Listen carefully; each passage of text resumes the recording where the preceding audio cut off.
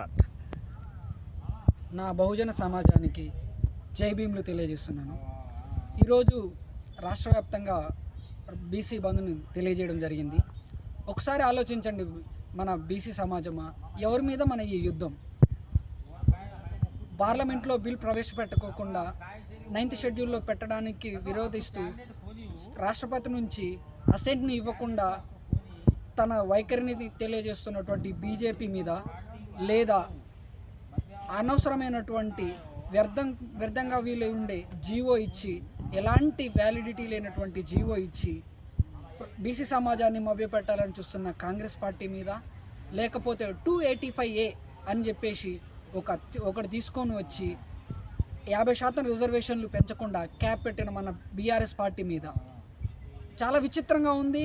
ఈ మూడు పార్టీలు కలిసి మేము బీసీలకి సానుకూలంగా ఉంటాం, రిజర్వేషన్లు కల్పిస్తూ ఉండడం. ఎందుకంటే వీళ్ళే బీసీలకి రిజర్వేషన్ రాకుండా అడ్డుకున్న వాళ్ళు, ఈ బీఆర్ఎస్ కానీ, కాంగ్రెస్ కానీ, బీజేపీ కానీ. ఈ ఒకటే గుర్తుపెట్టుకోండి బహుజనులారా, ఎప్పుడైనా కూడా 42% రిజర్వేషన్లు కావాలి అని అంటే దాన్ని పార్లమెంట్లో బిల్ ప్రవేశపెట్టాలి, 2 సభలు కూడా పాస్ చేయాలి, రాష్ట్రపతి సిగ్నేచర్ పెట్టి 9వ షెడ్యూల్లో పెడితేనే తప్ప అది వజ్రకవచంగా ఉండదు, ఇచ్చినా కూడా నామమాత్రంగా ఉంటుంది. ఈ విషయం చెప్పకుండా ఎవరికి వాళ్ళు వాళ్ళ స్వాభిమానాల కోసం, వాళ్ళ రాజకీయాల కోసం బీసీ సమాజాన్ని ఆడుకుంటున్నారు.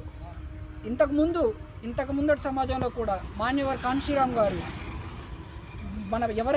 ఎవరి జనాభా ఎంతో వారికంత వాటా అని చెప్పేసి మండల్ కమిషన్ని ప్రతిపాదించారు. అలాగే దాని ద్వారా వచ్చిన 27% రిజర్వేషన్లు మన బీసీలు పొందుతున్నారు. అలా కాకుండా అందరూ కలిసి ముందుకు రాకుండా ఎవరి ద్వంద్వ వైఖరి వాళ్ళదంటూ ప్రతి పార్టీలు ఈ బీసీలను మోసం చేస్తున్నారు.